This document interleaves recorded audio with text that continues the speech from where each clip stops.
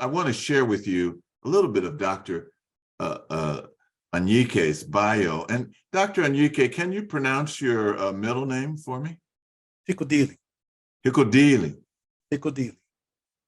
Dr. James Hickodili Anyike is an African-American author, radio show host, and minister in the United Methodist Church. He was born and raised in Chicago, Illinois. He changed his name in 1989 to honor his African ancestry.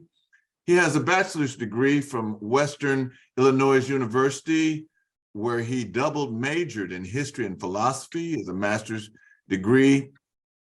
of divinity degree from Gammon Theological Seminary at the Interdenominational Theological Center in Atlanta, Georgia, where his emphasis was theology. A doctor in ministry degree from the United Theological Seminary in Dayton, Ohio, where his dissertation was on healing and developing relationships through shared values based upon systematic agapeism. He was initiated in the Omega Psi Phi fraternity, Zeta Phi chapter in the spring of 2021. He's a founder and the host of Soul Liberation Radio and Soul Liberation Station, which has aired on various radio stations and social media sites from 1995 to 2022. He has worked as the director of Chicago Push for Excellence with the Reverend Jesse Jackson Sr. as an educational consultant for African American Images with Dr. Jawanza Jumkufu, and as an assistant director of religious heritage on the African World Research Project with Dr. Ndugu Ofari-Atta at the Interdenominational Theological Seminary. He is an elder in the United Methodist Church and has served as lead servant pastor from 2004 to 2022 at Christ United Methodist in Gary, Indiana, and The Way in Indianapolis, Indiana, and Scott United in Indianapolis, Indiana. He leads Popular Truth Publishing, which has published more than 50 authors since 2003. He is the author of 7 books. They are African American Holiday. Oh, you know what? I've read that book, African American Holidays. Nice to meet you. Historical Christianity, African Synod, Rites of Passage Guideline. You're going to be a preacher? Faith, the faith to love, Black love, and bloodied by the journey. He's going to be talking about his latest book today, which is an African-centered Bible, and he has moved where he's addressing us today. He is relocated to Zimbabwe, and we're very happy to have him with us today. Thank you, Dr. Anyike, for joining us. Thank you, Brother Imhotep and the Wose family. Thanks so much for the opportunity to share. All right. So should I just go on into it? The floor is yours, sir, and I'll try not to interrupt with my annoying questions. We'll livicate like beginning at 5:55. Let's take question and answers to 6:30. Okay. All right. So go ahead, sir.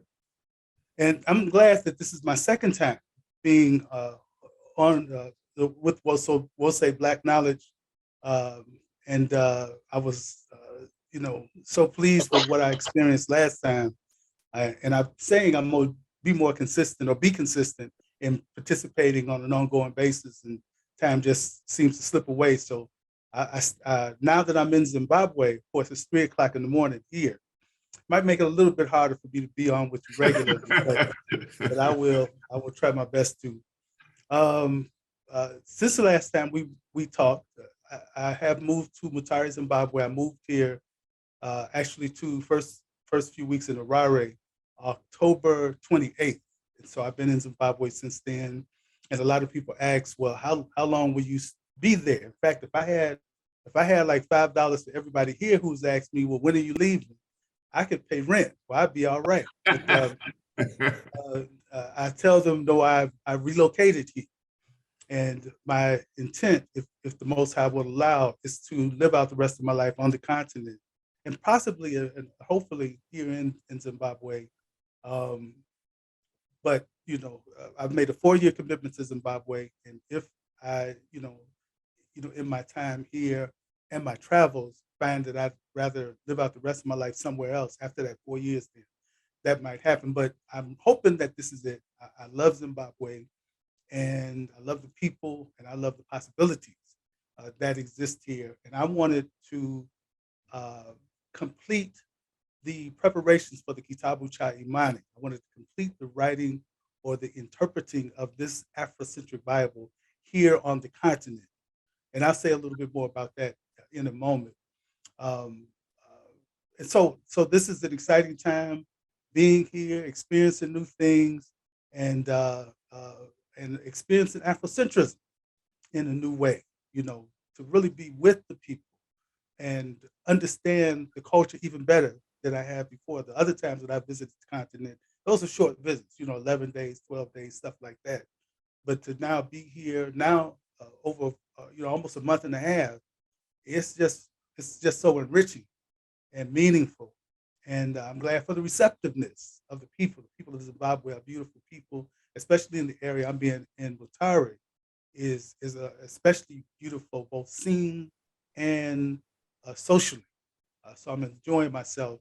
And the reason why I came here to Mutare, the reason why I chose this place is because there's Africa University here in Mutare, Zimbabwe. This is an Afrocentric, I'm sorry, that's not correct. This is a Pan-African institution started about 30 years ago by the United Methodist Church. In its student body, there are about 29 African countries represented. And these are some of the best and the brightest from the continent of Africa. And so in my last visit, I was just so impressed with it that I said, I want to make sure I'm able to work at Africa University. So I know I'll be working there in the fall of next year. Exactly what position, I'm hoping it's academic rather than administrative, but in the fall of next year, I'll be beginning work at Africa University. But between now and then, I am working on the Kitabu Cha Imani. Kitabu Cha Imani is Kiswahili for the book of faith, the book of faith. And what it is an Afrocentric version of the Bible. What I mean by that is both in language, in interpretation of certain things. For example, in this Bible, we don't use the word Egypt, we use the word Kemet. In this Bible, we don't use the words God or Lord. We use African terms or Kiswahili terms, that Mungu being God and Yabwana being the Lord, all throughout the text. And some things might be small and minor or seem small and minor. For example, the use of the term slave in the text. I rarely use it unless that's the appropriate term. So when you go back and look at the Hebrew of some of these terms, you can find that those who interpreted the Bible before chose terms they didn't necessarily have to choose. So a proper term might be servant, or the proper term, might be something else other than slave. It might be staff person, somebody who's a staff of a particular person's house. And so there are a lot of ways that I approach the text that I define as Afrocentric, that I define as deeply considerate of the social and cultural and customs of African people, which are still true to this very day on the continent and can be seen in how things are acted out in the scriptures.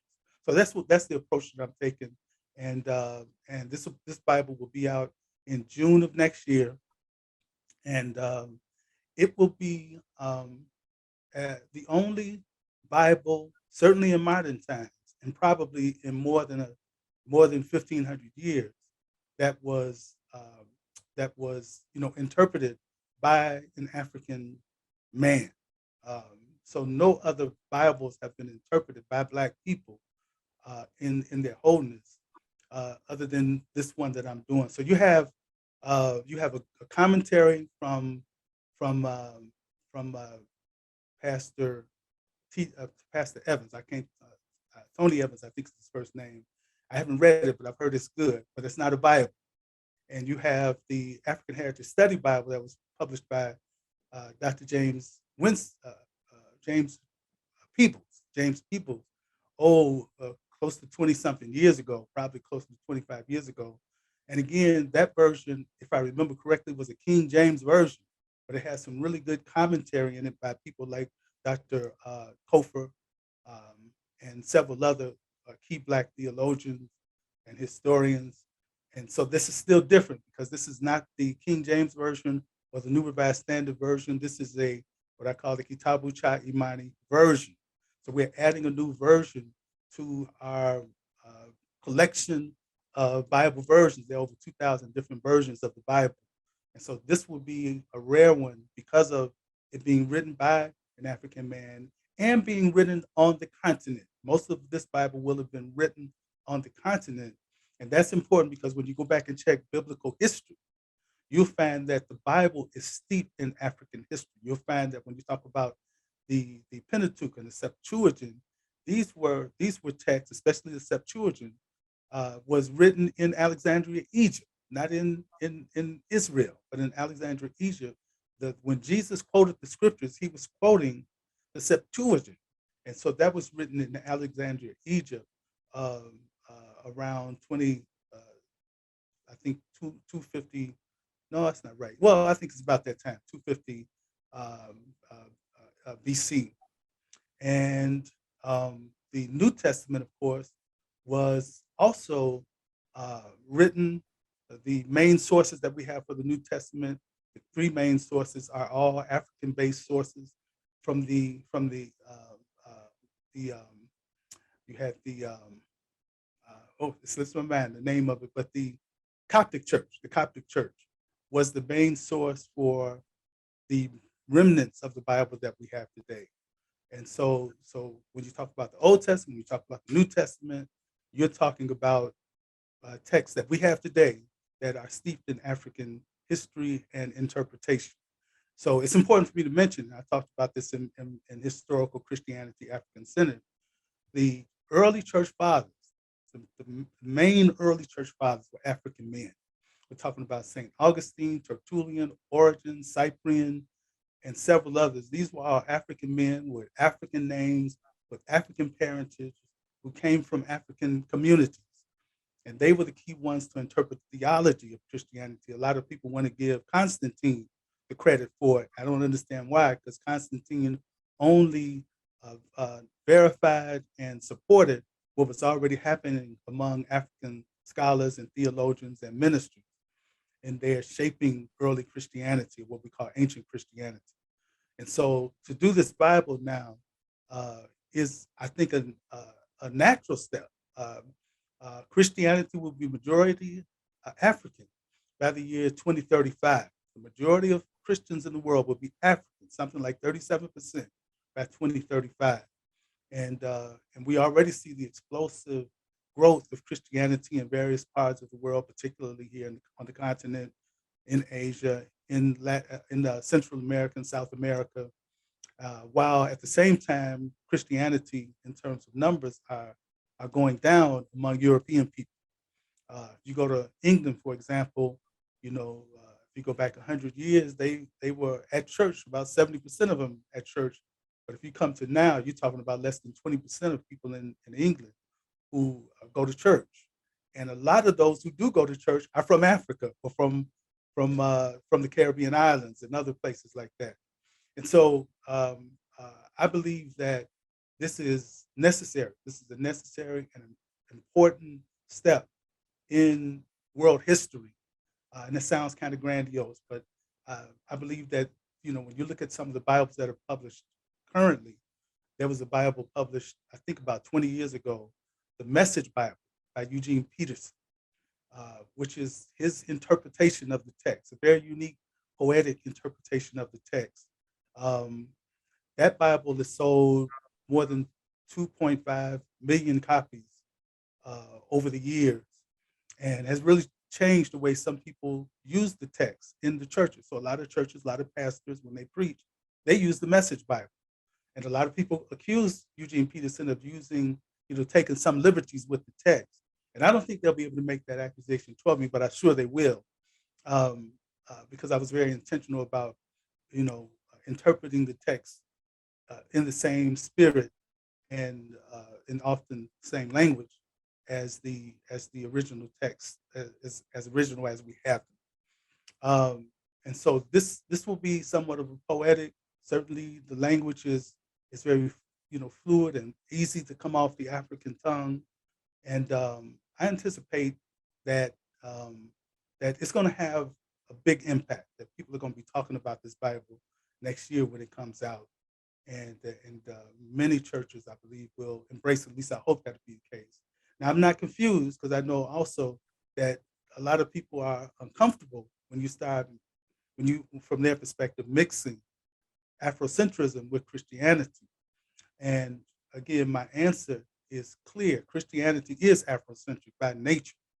And I'm always amazed that many of us in the cultural community who call Christianity the white man's religion, which is amazing, because when you go back and check early Christianity, again, you're talking about it being both steeped in and controlled by African people for its first 300 to 400 years. These were the ones who controlled the theology and shaped it. Those are the ones who interpreted what was considered to be canonical scriptures.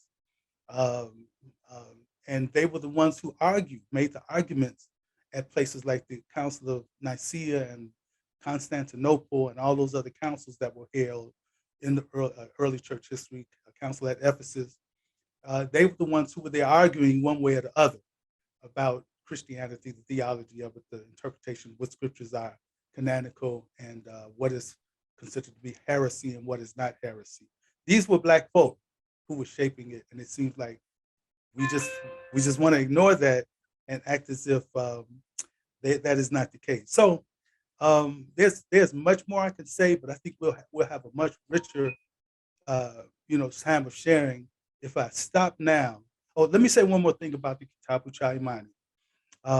Presently, it will only be in print form. I don't anticipate going to an electronic form for a couple of years, but it'll be in print form. And it will include, and this is why I want to do it in print form initially, it will include 30 poems by Black poets to help further illustrate and bring out the depth of the text. And it'll also include about 20 images from Black artists. Because when you look at those old Bibles and you see those images of biblical people, those things really send a message to your brain. And I believe that this Bible, with these powerful images, powerful poetry, and then the interpretation of the text itself, which will be up among the best, because so many of the ancient texts or the manuscripts and remnants and whatnot have been found now that didn't exist, over 600 years ago with the King James version and other versions as they've been interpreted over the last 1,000 years or more.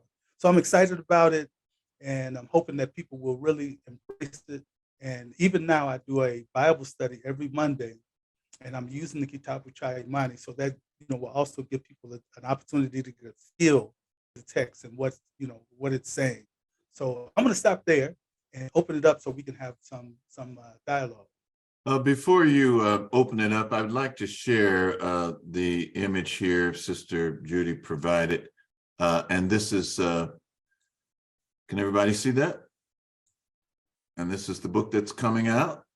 And he includes here, it includes 66 books, Genesis to Revelations. He's using English, Kiswahili, Hebrew, and some of the Greek languages. How is that pronounced? Koan? It is, Koan Greek. Koan Greek, and Yes. and like he said, he's including 20 images by Black artists and 30 poems by Black poets. And so we're looking forward to getting that, and it's Kitabu Cha Imani. Mhm. Kitabu Cha Imani. All right. And I want to ask, my first question to you is, did you use for some of your sources things from the Ethiopian Coptic church?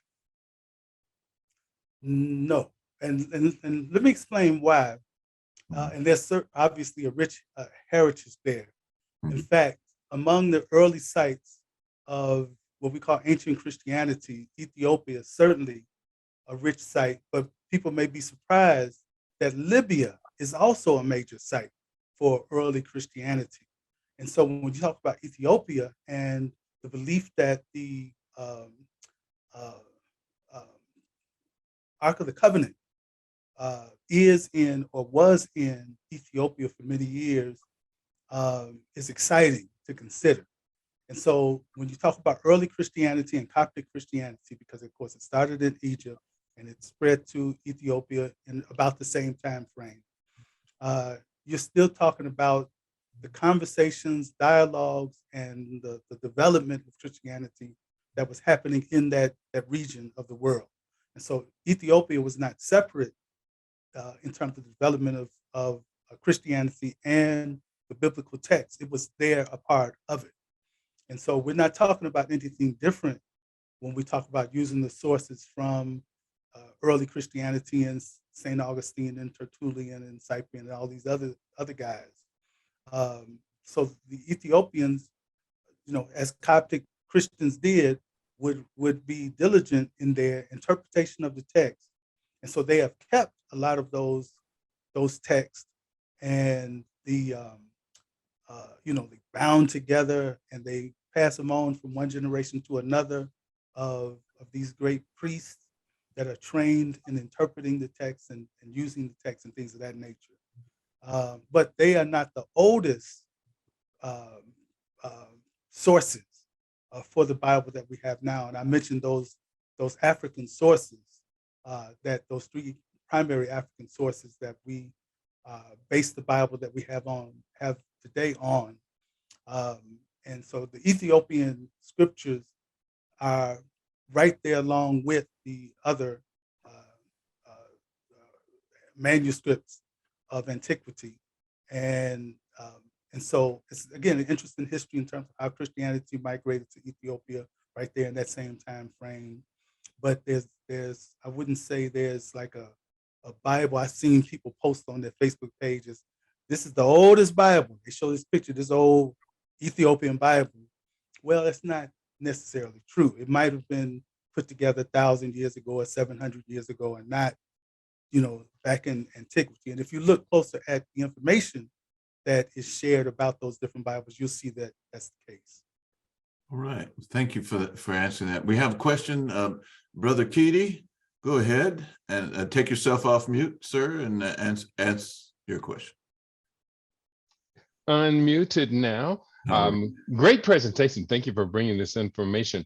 Brother Imhotep, you had mentioned about the Ethiopian Bible. I happen to have visited Ethiopia as a tourism mission sponsored by the government of Ethiopia Airlines. And we got a chance to tour very extensively the religious relics as well as many of the monasteries. Number one, the Ethiopian Bible, which is in Ge'ez, the oldest contiguous Bible, is of course in the Ge'ez language, has 81 books, whereas the Western book, the Orthodox book we've inherited, has 66 books. In your writings, do you traverse into the areas of these other 15 Bibles or 15 books of the Bible that are missing? And missing is not a term that I would use, because I don't think hardly anything is missing these days. It's a matter of whether or not a Bible publisher decides to include the what is it called? They call them the lost, not the lost books, but the time of silence in Christian history was between what we call the Old Testament, the Hebrew Bible, and the New Testament. and there is the whole collection of books there, and I'm having a brain fog on the name, and I know somebody here can type it in. But those collections of books that include the Maccabees and some other writings. Um, did somebody just say the name? No, I just said sure. That's that's Maccabees and others. Please continue. Right. The name of it will come to me in a second. But yeah, those books are included in the Catholic Bible, in many of the Orthodox Bibles. So, and even with Ethiopian Christianity, you know, if you may have those books included depending on which branch of of, uh, of Ethiopian or Orthodox Christianity, uh, you know, recognizes as valid. You primarily, we're talking about. Oh my goodness, I wish I could remember the name of this section of the Bible. It is just eluding me. But those books, the apocryphal books. That's it. Thank you so much. Apocryphal. Thank you, John. Yeah, the apocryphal books are included in many Bibles, many Christian Bibles outside of Catholicism. So you do find, for example, in the seminary that I attended, Gammon Theological Seminary at the Interdenominational Theological Center, the Bible we use, the Oxford Bible, includes the Apocrypha. So you can find Christian churches and Christian, institutions that acknowledge the Apocrypha, and because it's more history than it is, inclusive of theology in the sense of how we see God or the Most High Mungu developing a relationship with the people. And so when you look at the Hebrew Bible and look at the New Testament, that's the emphasis. How is the Most High developing a relationship with people? Whereas the Apocryphal books are really speaking of the history of the Jews and some of their experiences in that time frame.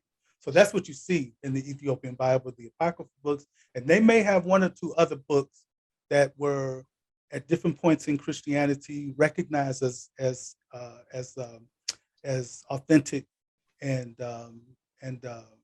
canonical, but not many more than that. And if you talk about books, that come out of the early Christianity that were included, when you talk about the what do you call that? These people considered themselves to have a special knowledge of spirituality and things of that nature. But a lot of those early writings were received in early Christianity, a lot of Christianity, and some were not. And so that's why you have some confusion about the number of books that are authentic, because in very early in Christianity, African people, not European, African people determined some books were not, true, actual, books from the Christian experience, and that's why they weren't included. One book that was excluded is so very important. While there, we spent time in Aksum, which is where the Ark of the Covenant is said to be guarded by a single Ethiopian monk. No one else sees it, and others will talk to him, but he's the only one who spends time praying over the Ark. Right. The most important festival in Aksum is the festival of Saint Mary or Saint Miriam. I actually did attend that festival. It was absolutely magnificent.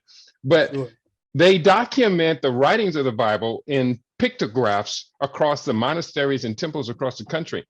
In your work, do you include the book of Miriam, Saint Mary, Mother of Christ? And one of the reasons I think this is so important, I am convinced that it was the Vatican who removed the concept of the consort of God, the great mother goddess. They removed that, removing the book of Saint Mary to actually diminish the role of feminine goddesshood in common spirituality, while, as you know, that role of the great mother goddess is included in at least, and probably much more than 16 different documented religions around the world, acknowledge the woman as the consort of God. Oh, right. And I'm not familiar with that book, at least I don't recall being familiar with it, but I'm not surprised. Again, as I said, there were many texts that were accepted in early Christianity, and at different points, it was determined that they were not canonical, and so they weren't they didn't continue to include it. And this might be one of those kinds of texts. And I may know that text under another name because that name doesn't sound familiar to me. Well, But, there's the book of Miriam, the mother of Christ. Okay. And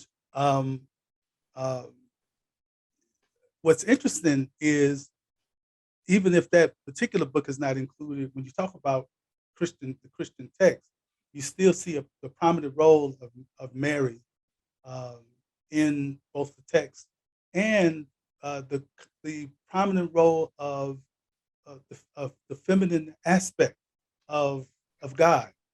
There are two primary terms that are used in the scriptures for God. One is Elohim, and the other one is Yahweh, or Yah. There's some question about how it's pronounced, but Yah, and Yahweh is a feminine noun, and Elohim is a masculine noun. And so, right from the beginning, there is that interplay of those two terms, but a lot of people don't realize that it's interpreted.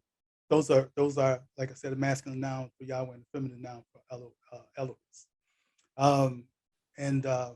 There are instances in the Bible where the Creator is presented, as she, and that's right there in the text. It's not hidden. And so I wouldn't say that the feminine aspect is absent. Certainly, it's not preached about. It's not emphasized, and you don't hear people talk about the masculine and feminine aspects of the language, but it is present in current Christianity. Right. Thank you, Brother Keedy, for your question. Brother Shango, Minister Shango, you have your hand up. Go ahead with your question. Okay. Thank you so much for your presentation. And my question is very specific from the standpoint of the Dead Sea Scrolls. Are you incorporating any of that in your Bible, or you're not incorporating that in your Bible? That's my question. Yes. Yes, in the sense that, and this is not just true for me, but this is true for all of the, more current interpretations of the text. For example, the text I would generally use is the New Revised Standard Version. And you may or may not know, just this year or last year, they came out with a New Revised Standard Version, new edition, if you will. And so, and this is not just true for the New Revised Standard Version, the New King James Version, and there's several other versions of the text that are intentional about including what was found in the Dead Sea Scrolls and the Nag Hammadi Library and some other manuscripts that have been found in the last 100 years. And so the knowledge and the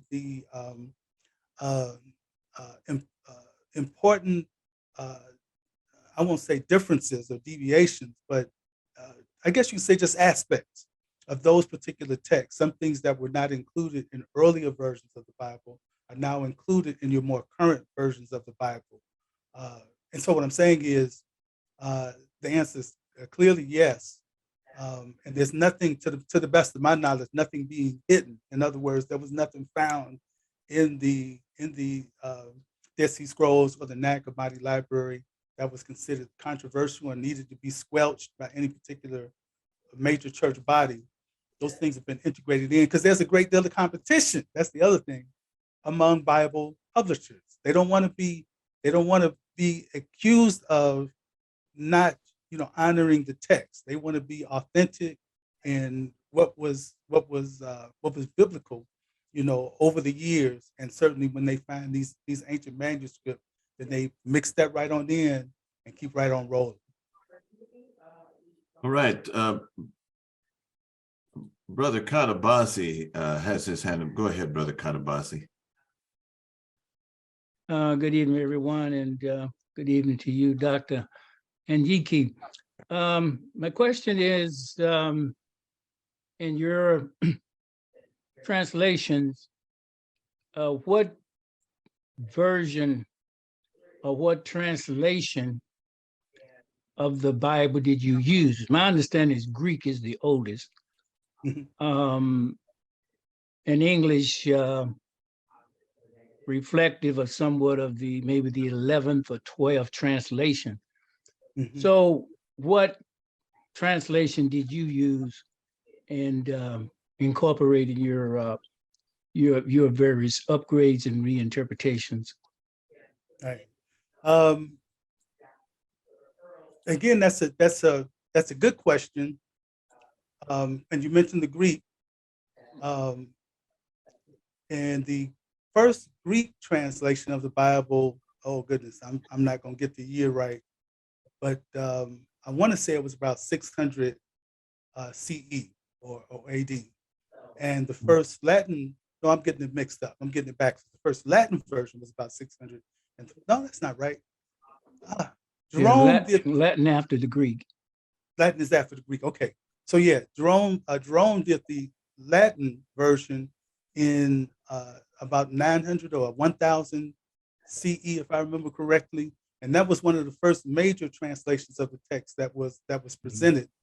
And so, all through time, you have German translations, you have English translations, so the best they can interpret the Hebrew and the Aramaic and Koine Greek, they try to do that, but there's always question about, is this the best interpretation? And it's been that way for more than 1,500 years. So it's nothing new.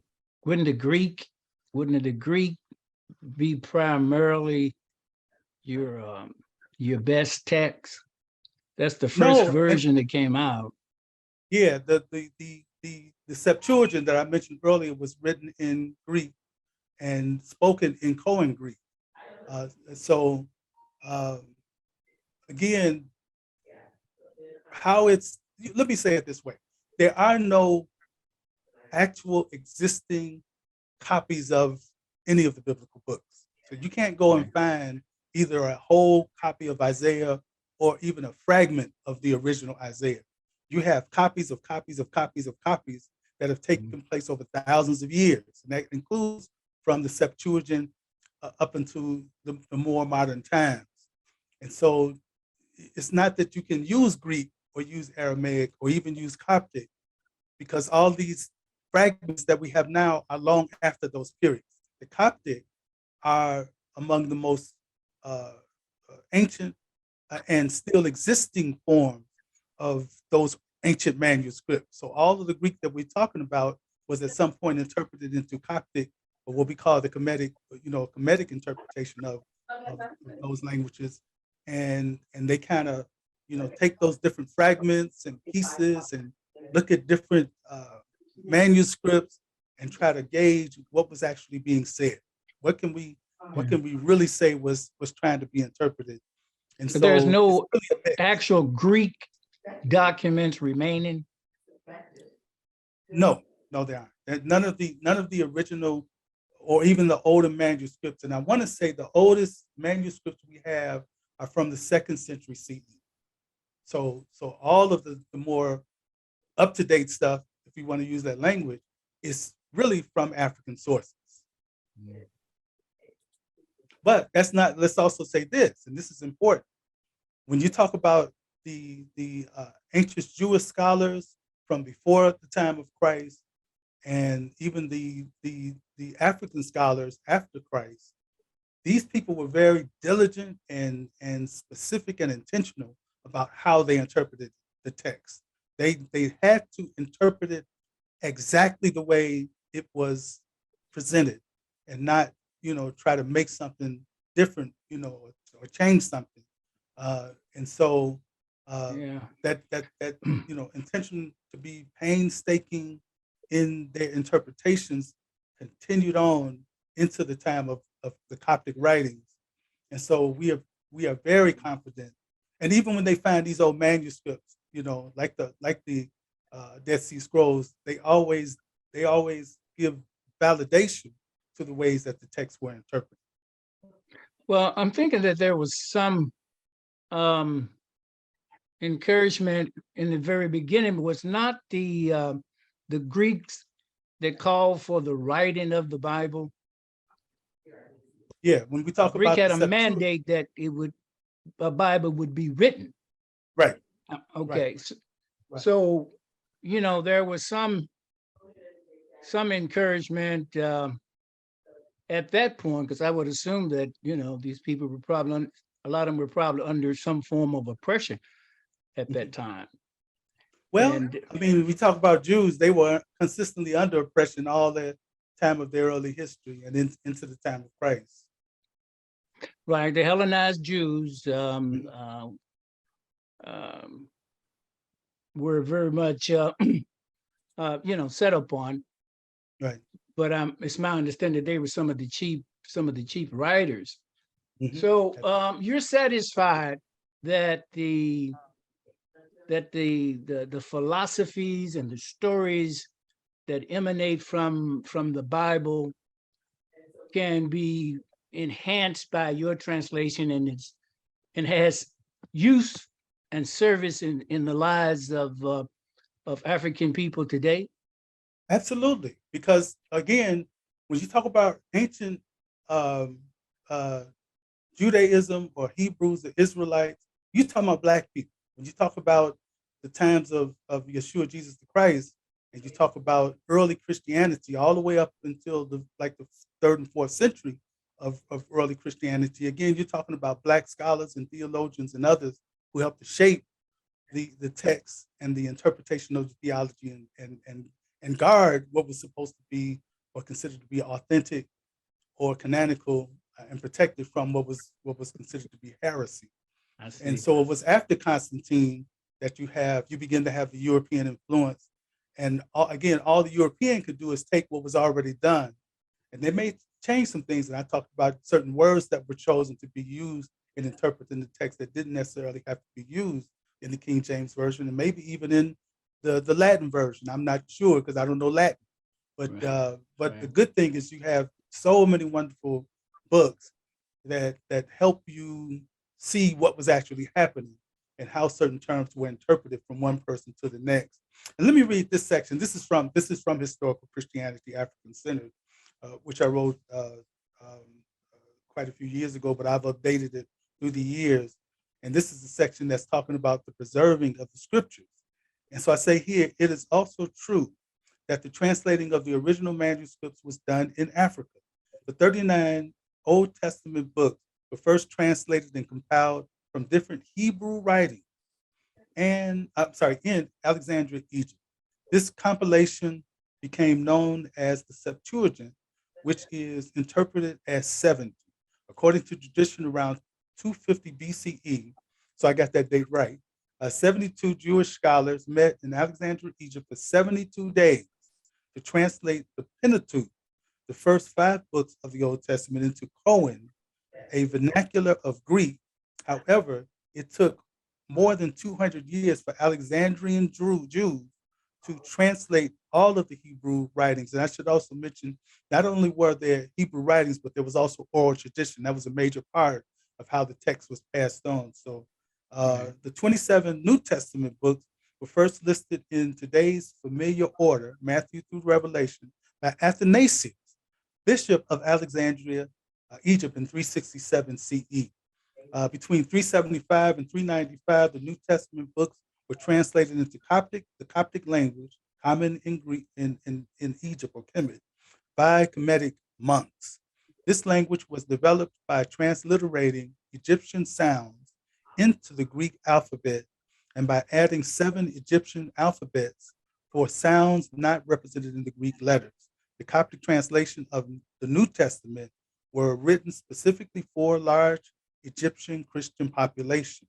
The colloquial form of this translation made the New Testament accessible to the Egyptian masses that did not have or did not read Koine Greek.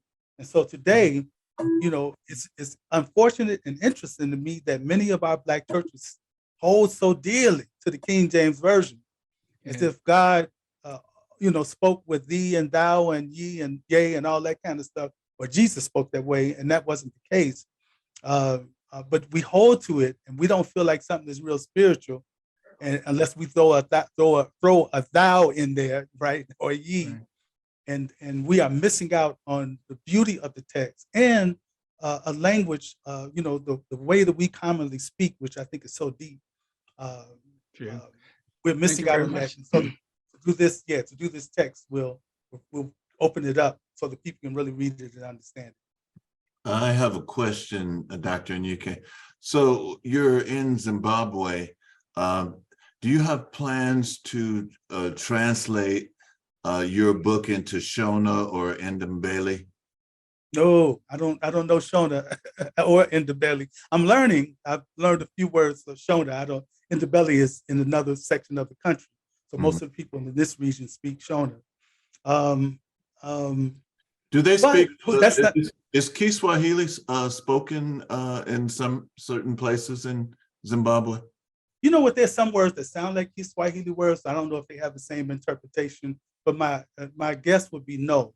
And it's interesting. By constitution, the government has identified it's either 16 or 17 languages that are commonly spoken among the people of Zimbabwe, and of course, Shona and Ndebele are the top two.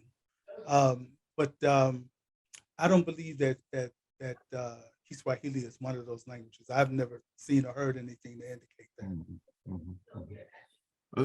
Are there any other questions? As we're, I know that John Jackson, I know I'm picking on him, but I know that he probably has some questions. No? All right. Take yourself off mute there, John. Actually, as you know, I'm thank you for all that you've shared thus far. But I'm a bit of a is the right word skeptic? That's good. I don't know. That's a good word. Yes. That's a good word. Yes. And so ultimately, I guess my question is your objective in writing this Bible. Are you saying that is your version supposed to be more historically accurate? Or just a more, I mean, is your Bible literature, or is it? You know, there's and the Bible by nature. Yeah, the Bible is all of that. I think it's interesting that a lot of people primarily look at the Bible as a history book, and that's not the intention of the Bible. The Bible and the writers have no commitment to give you a history lesson. It just so happens that history is included in it. And so, as I said a moment ago, the primary purpose of the text is to identify and define the relationship between the creator and the created. That's the whole purpose of the Bible. It is the Most High's attempt to have a relationship with that which was created and defining how the people responded at different points in time, and especially with the focus and emphasis on these, who were identified as the people of God, the Hebrew, the Israelite, the Jew, and then the folks that are considered to be grafted in. These are all a continuation of this deep relationship that the Creator is seeking to have with the people. And so there's history in it.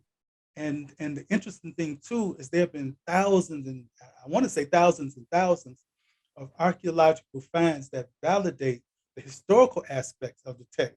But you also see so many times in the text when one person tells a story this way from a historical perspective and another person tells it another way. And so it looks like it's a contradiction, but what often happens with the biblical redactors is they just include it all. They just, rather than say, okay, this one is wrong and that one's right, they put both the stories in there. That again happens with the New Testament, and that's why you have the four Gospels. When you look at the four Gospels, 3 which are considered to be synoptic, and 1 is considered to be Johannine. John wrote a different kind of way, but still there's consistency in the theme of who Yeshua was, but difference in how he is interpreted historically. Who got to the tomb first, or who did what, or who said what. You find these different stories, or even what Yeshua said. He could be quoted one way in one text and quoted another way in another text. And so the text, the writers don't have a commitment. Luke did with the intentions of capturing that history, right with that view in mind. But again, most of them, I would say, didn't write with that view. They were trying to just really get down and express the relationship that the creator was seeking to have with the created. And so with my version, I intentionally include some historical aspects and elements. And so there's some things that are bracketed in this version, and that's not unusual to have bracketed statements in the Bible. All of them do it, just to say, okay, here's something that's being said in the text that it's, unless you really know the context, but the particular statement that's in the text, the literal statement, does not include good context. So the writer, the interpreter, will put a bracketed statement in that kind of gives more depth to context and history. And so I do that throughout the text, so that the writer can clearly see, okay, this is what Anike has added. And it's not often, and believe me, if I add something, it's not outside of good biblical interpretation. It will be well within biblical interpretation. I don't play around with the text. I want to be one who shares what the text originally says. So here's the challenge that's developed, because I'm 32 years professing Christianity as my foundation, my salvation, and all that kind of stuff. So what has developed for me is, how can one have an historical account, an actual historical account of an interaction between the Creator, God, and people? I mean, the Bible says that God is the same yesterday and today and forever, right? And so if he, she, see, these are things that get me going. But if that is the case, then if there was actual interactions between God and people, then why is there no accounts of interactions between God and men other than what they tell us? Okay. God told me this, but the books account for actual, supposedly, interactions between this invisible, divine, supreme, all-powerful, everywhere at once. He's in the past, he's in the present, and he's in the future, all at the same time. This guy had an interaction with a human being, and that's where I start to I'm challenged with stories that depict those kinds of. You kind of stalled there, or maybe I'm stalling. I'm not sure. Yeah. What did you mean? I'm sorry. Say that again. Well, basically, all I said is I'm challenged with stories that tell of supposed interactions between this all-powerful, supreme, this amazing idea that we have of who God is. Yeah. And he's not doing that today. Why I'm not asking you why, but that's the question that comes in my mind. Yeah. Let me say that without question, in the Bible, there are allegories. There are there is some hyperbole, through in different parts of the text, and some things that sometimes, it's like what is commonly done with mythology. Mythology, the commitment of mythology, is to not necessarily tell a historical truth, but to tell a truth that can't be really defined in historical language. So when you look at the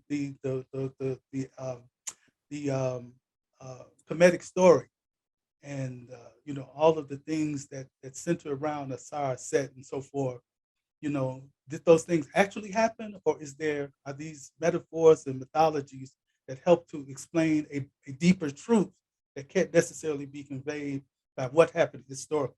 So when you look at the story of Adam and Eve, the creating of Adam and Eve, that may or may not have happened in that way. The main thing might be the Most High created us.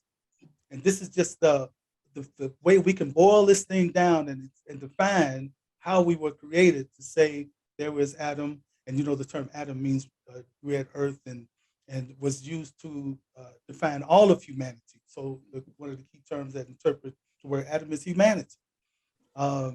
and so whether or not there was an Adam and Eve and there was a garden and all those kinds of things Mm. may or may not be true, but the deeper meaning is we were created. But there are many times when history and theology interact, or history, validated or verified history and biblical stories interact. And the Ark of the Covenant, the story of Noah's Ark, not the Ark of the Covenant, I'm sorry, the story of Noah's Ark is a good example of that. The presence of the Ark of the Covenant, I keep saying Ark of the Covenant, excuse me, the presence of Noah's Ark on that mountain in Ararat in Turkey has been verified time and time again, for over the last 3,000 years.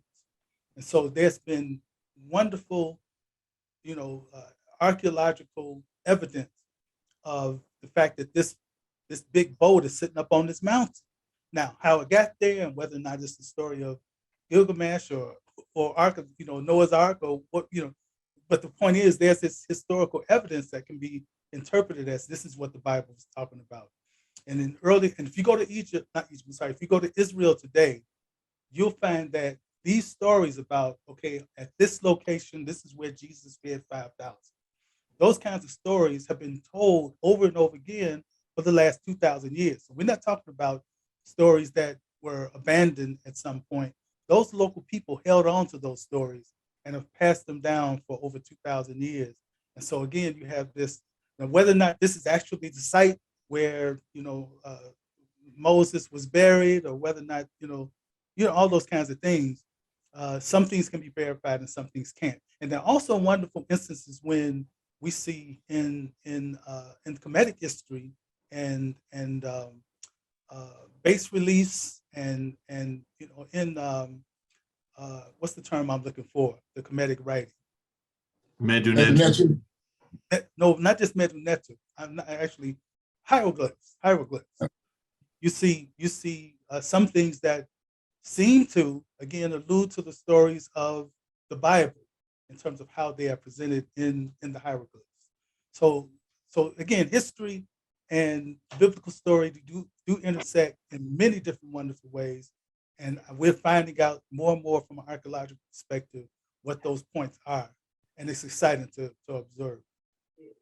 Thank you, John, for your questions. Now we have a question from the chat, which asks, what languages, Dr. Anyike, are you fluent in? I'm fluent in English. Uh-huh. I know a few Kiswahili words and at this point a few Shona words, but again, with technology and with the various commentaries and lectures, and so I am seminary trained, both with the Master's of Divinity and a doctorate in ministry, and so and then my own church history, and you might find it interesting to know that that I was also trained at the Kemetic Institute, and so Dr. Jacob Carruthers is one of my teachers. Wow. And so in the back, on Historical Christianity African Center, he celebrates this particular work. And I was also peer reviewed at the Kemetic Institute for this book. And so a lot of what I'm doing with the Kitabu Chayimani is a reflection of all of these experiences, not just, and I should mention both the United Theological Seminary and Interdenominational Theological Center are deeply rooted in Black thought. And so the institutions that I come from have a deep respect and presentation of our African heritage. In fact, at the Interdenominational Theological Center is the Religious Heritage of the African World Research Center. And at the time that I was there, over 20 years ago, that was, again, a major institute led by Dr. Ndugu Tuforiata, who you mentioned earlier. And we're talking about folk who did the research, and did the studies, and wrote the papers, and all those kinds of things to show how, all the stuff that we're talking about, especially when we talk about Christianity and the biblical text, these are things that come up out of Black folk. All right. You mentioned Christ United Methodist Church. Was that in the Inglewood neighborhood of Chicago? Yes, that's it. That's where I came Uh, into the United Methodist Church at, under Well, Dr. that was Kwame my John mama's Porter. church under Dr. John Porter. Yeah. So you Yeah, know the small upbringing world. I got there. Yeah, so I don't know how long ago you were there. I can't remember when she was there, but my mom was Pauline Rollins. Okay. And Worked I may with have the known. homeless and hungry program, the soup kitchen. Yes.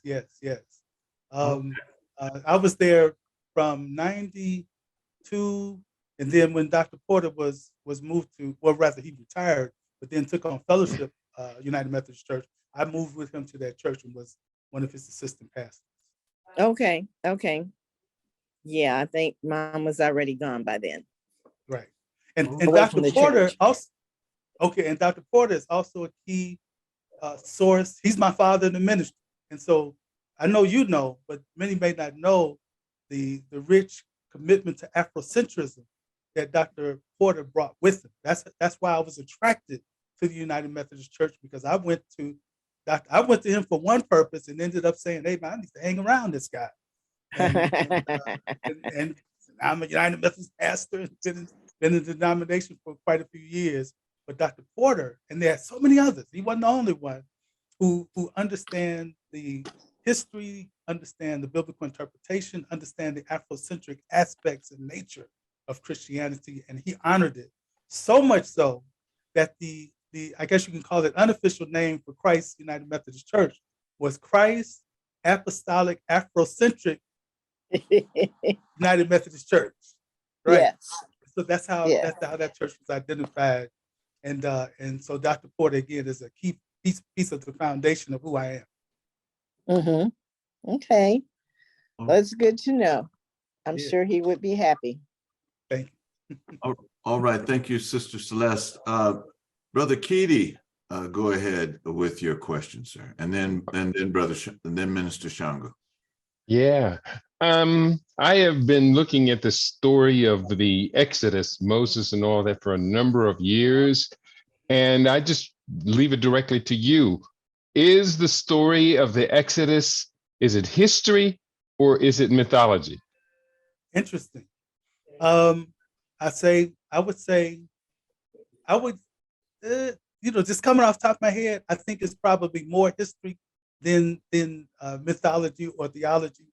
I think again, when you look at there's one particular, and I apologize for not knowing the actual source, but there's one particular hieroglyph that has been interpreted to be the story of what they call it in history and biblical studies is the deluge.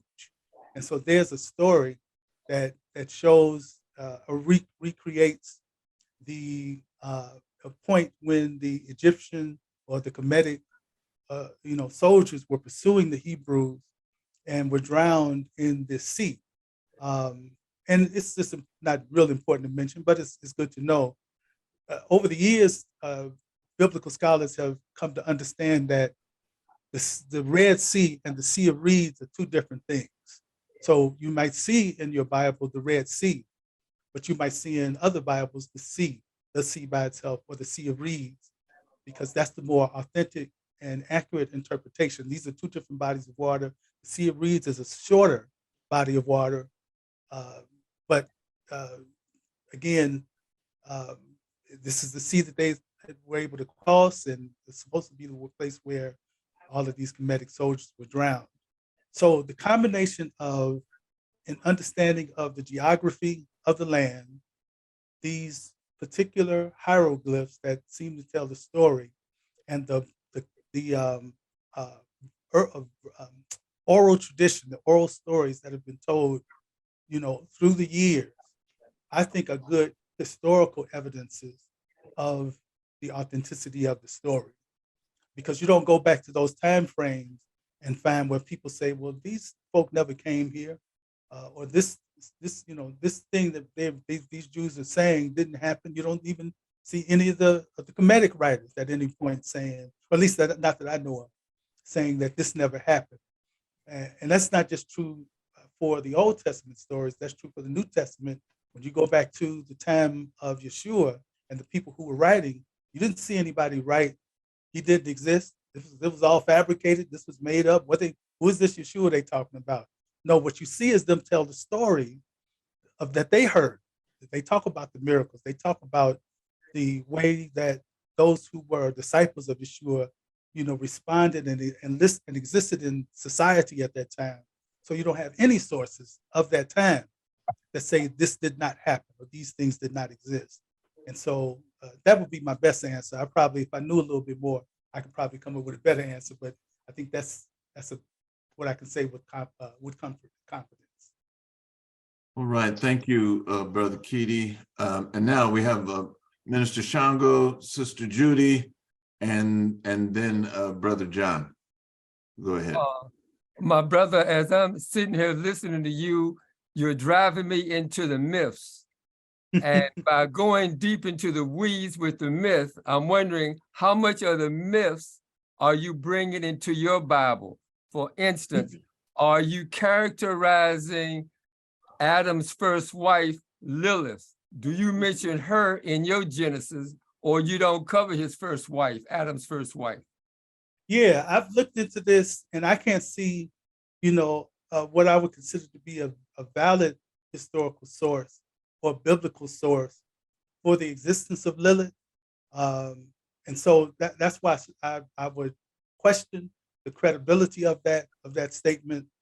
And if you have a good source, that can be, because what you can do with a lot of these sources, you can go back and find, okay, at what point in history do you begin to hear this conversation happen? And if I remember correctly, before there were no sources, and I could be wrong about this, but I don't recall this statement of Lilith coming into existence until after the time of Yeshua. And if I'm wrong about that, please correct me, but that's my understanding. Let me throw this out real quick. Where I got that from was a lady by the name of Barbara G. Walker, and she wrote a volume called The Woman's Encyclopedia of Myths and Secrets. And that's where I found out about the Lilith in this particular woman's book by Barbara G. Walker, The Woman's Encyclopedia of Myths and Secrets. That's where my source I use. Yeah, and I'm going to write that down because I'd be interested to see what was her source. How did she? Because again, we can. I look at like things that are being said about Constantine and his role in early Christianity, but when you go back and look at the documented statements from the Council of Nicaea, I'm just amazed at the things that are just said but not validated. And so I'm and that's just not just true in that historical instance of the Council of Nicaea, but in a lot of things that are both recorded in the text or said to have existed in ancient, in ancient times. You can look up and see, okay, well, the first time this was mentioned was in 397 BC. I mean CE or AD, but you don't find any sources older than that. And so what often happens is with the not Coptic, but the what do they call it? Aramaic. Not Aramaic. This body of early Christians, and it begins with a C, but that's why I'm struggling to remember what it is. But these early Christians who believed they had a certain spiritual insight would write texts that went into the Hebrew Bible, Old Testament history, and they would interpret things from their spiritual mind or what they believed they were being, they were able to gain or glean through discernment, but it wasn't actually written. So in other words, they felt like, well, we have had an interaction with the spirit of Isaiah, and we've gotten this reading from that spirit. What was it? It's right on the tip of my tongue. And they still exist. Oh goodness! But nevertheless, I would love to hear what the sources are rather for the existence. So if anybody got that source, I certainly would entertain it. And let me say this: I'm very intentional about this. I don't know everything, and I can only go as far as what I've read, and I may, consider something to be valid or credible, but I may be wrong. And so if people, Dr. Dr. Uh, uh, oh goodness, creator of Kwanzaa. Dr. Moringa. Dr. Malana Karinga. Yeah, Dr. Malana Karinga. I'm gonna say what he usually says: "Rescue me if I'm wrong." You see what I'm saying? So if I'm wrong, rescue me. Don't leave me out here in ignorance. And I could be wrong about some things, and I'm very open to being corrected. But to the best of my knowledge, again, Lilith is something that comes at a much later time than and is not well documented in early. I look back at that particular passage in the book, and it talks about the Canaanites. Lilith was also called Baalet, the divine lady, on a tablet from Urn, circa 2000 BC.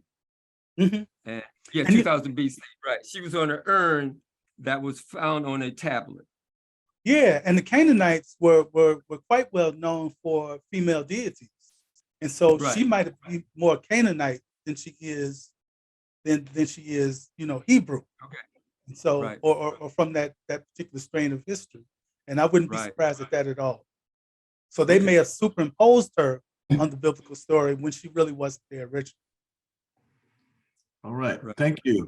Thank you, Minister Shango. Sister Judy, go ahead with your question. Well, I just wanted to say I'm so happy at your progress and success. I've been knowing Dr. Nike since maybe 1999. And yeah, it's just you've done a lot. You've come a long way. But I like what you talked about in regards to the fact, and may not be using the words the way you did, but that it's a lot of allegories, a lot of possibility that it's not really literal, because I just do think that it's very coded, the Bible and these sacred scriptures. And I'm around a lot of people, and they read it literally, and they look at it from I think more of a historical perspective and compare it to now. And but I'm thinking that's where I think that's where we got lost as far as really understanding and elevating to that higher. The Kemetic people were very advanced, and if we only look at them historically and their agriculture and that kind of thing, we really don't understand. So it's interesting that you're kind of confirming that. And I also wanted to share that I have the book, the Apocrypha, this particular copy. And in it, of course, I found out the Book of Judah. That's my name. So that's what made me buy it. But what are you saying? This was more of did you say what was the Apocrypha? These were the a history of the Jews at that time, and what they call a silent period between Malachi and Matthew. So that raises a question too, just kind of off the subject, but the Jews, were they Black? Because this athlete made the comment and has stirred up a lot of good controversy. So when you say the history of the Jews, are we talking about African people? Unequivocally. When you look at the way that the Jews depicted themselves, and let me qualify by saying this: Black is a loose term, because you're lighter than I am, right? I'm darker than you, but we both Black. I'm dark. And so, okay, all right now.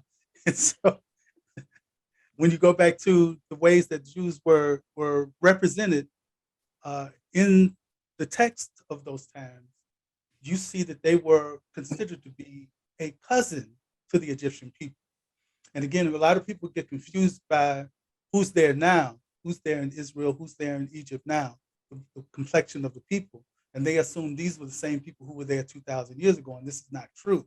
When you have these different Indo-European and Asian people who have come in over the years, then you have this mix of color or lighter color than you would have had at the time of Christ. So again, when you look at the earliest images of Jesus and other persons of his time for the first 300 years of Christianity, they were always depicted as very dark-skinned people When you go to the Catacomb of Domitila, and you see, and that's one of the best places to find some of these images, you find Jesus always depicted as very dark skinned.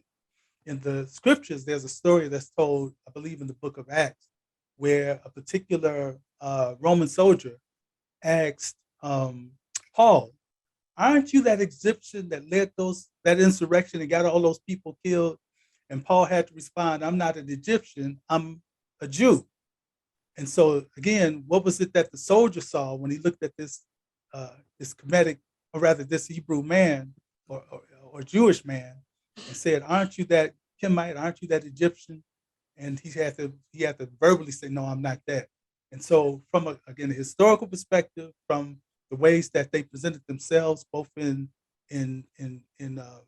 hieroglyphs and in bas reliefs and in other imagery of that time, they depicted themselves as dark-skinned people, but also some were depicted as of a lighter complexion, but still having more kinky hair and things of that nature. And you might look at some of those ancient images from the 1st century, 2nd century, 3rd century, and see what might be considered, somewhat white features. But those are far and few between, as opposed to being the standard or the norm. And so, and there's more that can be said. There have been some wonderful genetic studies done over the last 30 years to show that the people on the planet today in 2022 that are the closest living descendants of ancient Israelites is the Limba people here in Zimbabwe and in South Africa. And if you Google Limba, Lemba, and look at a Limba, you're talking about people darker than me. And these are the ones who have held on to the Jewish traditions for over 2,000 years. And there are other, peoples in Nigeria and some other places where we see this distinct connection to the Jews of Jesus's time and the Africans who still hold to those Jewish traditions to this very day. So my answer is yes. These were Black folk. Jews were Black folk that we're talking about, and that's what a lot of the evidence shows. And let me say one more thing about it. Popular Mechanic magazine about 20-something years ago, maybe about 20 years ago, did a forensic study. They took about 25 or 30 skulls from that time period, from that region of Galilee that Yeshua is said to have come from. And they put the clay, you know how they do with the forensic things, they can put that clay on there and they can show how this person actually looked at that time. And then sort of, looking at these different Galilean men, they came up with common traits: thick lips, thick nose, dark skin, kinky hair. That was the I think prototype is not the right word, but that was the general image that they came up with. Phenotype, thank you. Yes. That they came up with in terms of defining what a common person of Jesus's time and image, Yeshua's time and image, would have looked like in that region of Galilee 2,000 years ago. And again, you're talking about him being depicted as Black based on forensic evidence. Minister Imhotep, just one quick question in there. We had a minister here about a couple of months ago, and I asked a question about the color of the Jesuses you see around his country. In Zimbabwe, are most of the people still having the white Jesus from what you can see, the images? Okay. Absolutely. I've been to, I'm sure, close to 20 churches. I don't want to get you kicked out. No. Again, it's interesting because everybody I have this conversation with here, I just had a conversation with a young brother just today, a young brother who's born and raised here in Zimbabwe. And again, he was very receptive and probably to some degree excited. And that's what I'm seeing among some Africans. But no, in all of the churches where I've been in Africa so far, they all had, except one, they all had white images of Jesus and other biblical people. And the only exception, which is the church I'm attending now here in Zimbabwe, St. Peter United Methodist Church, they have no image, right? Wow. So that's the only one church that I visited that didn't have an image right there in the sanctuary. And I don't know if the image is out for repair or maybe they didn't have one. But there's only one church out of the close to 20 churches. Will I've you visited. have illustrations in your book? Are there gonna be images? No, well, I mean, other than the images that are done by Black artists, no. So I'm not going to have pictures from around here and whatnot in there. But I'm anticipating images that will really illustrate and celebrate the true ethnic aspects and history or original presentation of the text. But let me say this about that. Anybody who knows me. We got about 4 minutes. Okay. I'll say this. Uh-huh. I'll keep this to less than a minute. Anybody who knows me knows that I've been really pushing this movement to kill white Jesus. And I use that language intentionally because white Jesus is not real. So I say that in order for racism to end, racism, white supremacy to end, we got to kill white Jesus. We got to do away with that image and present the more authentic cultural presentations or images of Jesus. Because if you have a problem with Black Jesus, you got a problem with Black people everywhere on the planet. All right. John, I'm going to ask you if you could hold your question. Minister Makalisi has his hand up. And Minister Makalisi, why don't you go with your question? We have about 3 minutes left. And if we have some time, John, then you can go ahead. Go ahead, Minister Makalisi. Okay, well, I don't know if you recall, but I have a question. One of the things that keeps resonating in my head, in my heart, is what some of our modern professors, our modern scholars are telling us, that religion is a deification of a culture, and so I'm seeing that's not something new. From what I've heard being presented here this evening, that's not something new. That we have people of different cultures, different tribes, what have you, different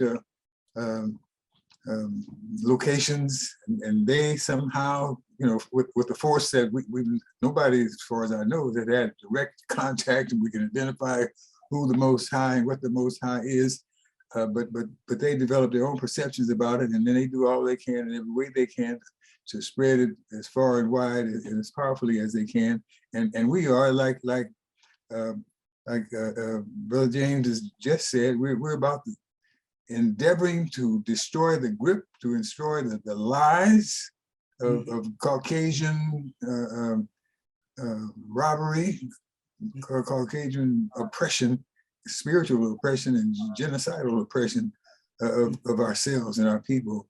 And like I say, it's the deification of your culture and the point of view that you're going to impose on the rest of the world is what keeps resonating with me. I'll stop there. Thank you. Thank you, Minister. Go ahead, John. Got about a minute. Real quick, just wanted to ask you, do you believe that in the Bible that there a lot of the scriptures are actually hidden messages? And one in particular that comes to mind for me is the you shall know the truth, and the truth shall make you free. Now, we've been taught that that's, you'll know Jesus, and Jesus will make you free. But I tend to think that that's not what it meant. Okay, and I would agree with that.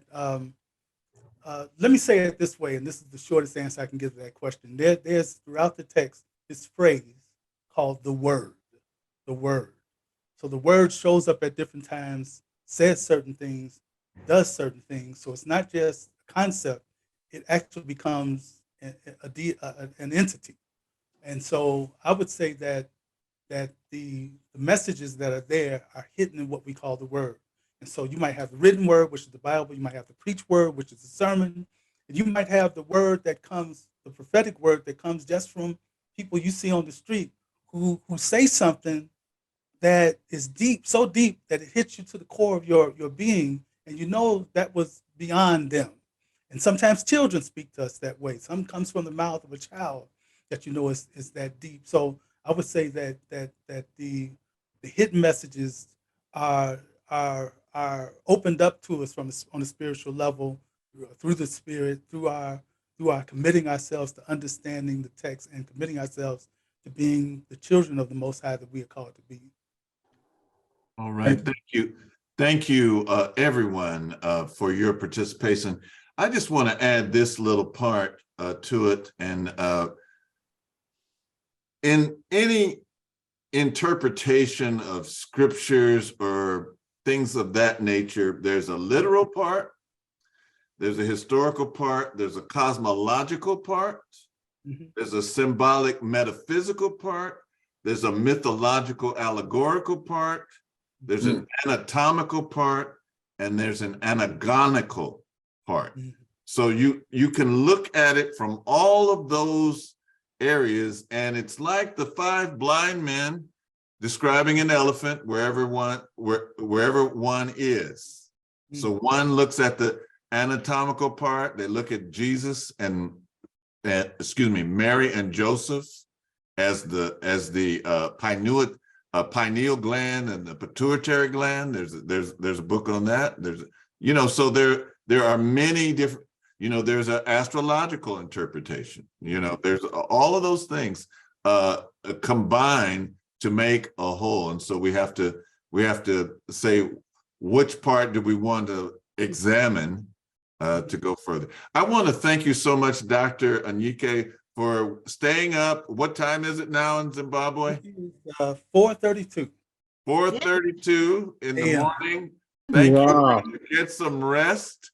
And I want to thank Sister Judy for arranging for you to come. And I want to thank everyone for the great questions.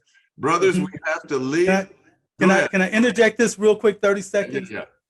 Please, I'm as you can imagine, this move has been a wonderful thing, but there's a financial aspect to it. I'm moving into my house tomorrow, and I'm still short some dollars in terms of some things I wanted to do in that move.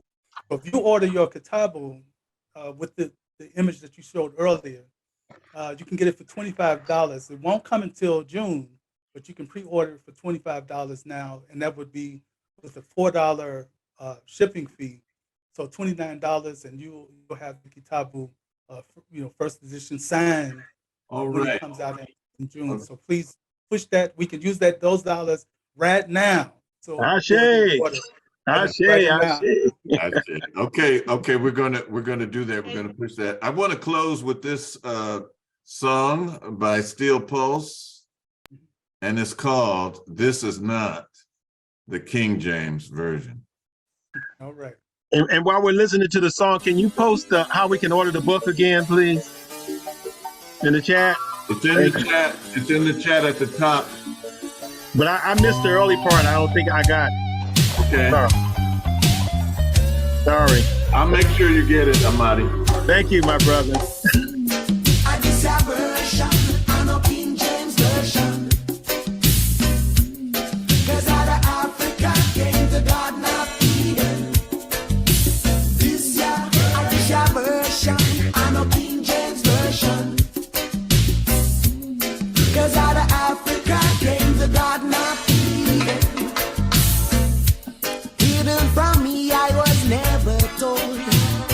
No way, ancient prophets black and bold, like Daniel, King David, and Abraham. Israel were all black men. I don't wanna lose ya. Japheth tried his best to erase. Okay, I'm gonna stop it there, but that's a song that came out in the 90s by Steel Pulse, David Hines, and the gang in the UK, Steel Pulse. This is not the King James Version. Thank you again, Asante Sana, for your presentation and giving us the information. And I just sent that out to Minister Amadi. And let me drop it back in the chat again. Somebody was trying to say something? Yeah, Minister Imhotep, could you just put the flyer one more time with this book cover up for us all? Because sometimes it's hard to get to the chat fast. Okay, I just put it in. I just put, you mean on the screen, yeah. On the screen? Okay, all right, hold on. And you can also find the information on my Facebook page. Okay, all Could right. you give us your email address as well? There we go. Yeah, Anyike@aim.com. Anike, ANYIKE @AIM.com. All right. You can screenshot it on your phone if those people who might want to screenshot. Right, I feel like I'm intruding. We're 5 minutes over time, and the women of Wosay are waiting to get in or on, waiting to have their discussions. So I'm going to bring this discourse to a close. Thank you Thank again, you for brother coming. Sante Stana.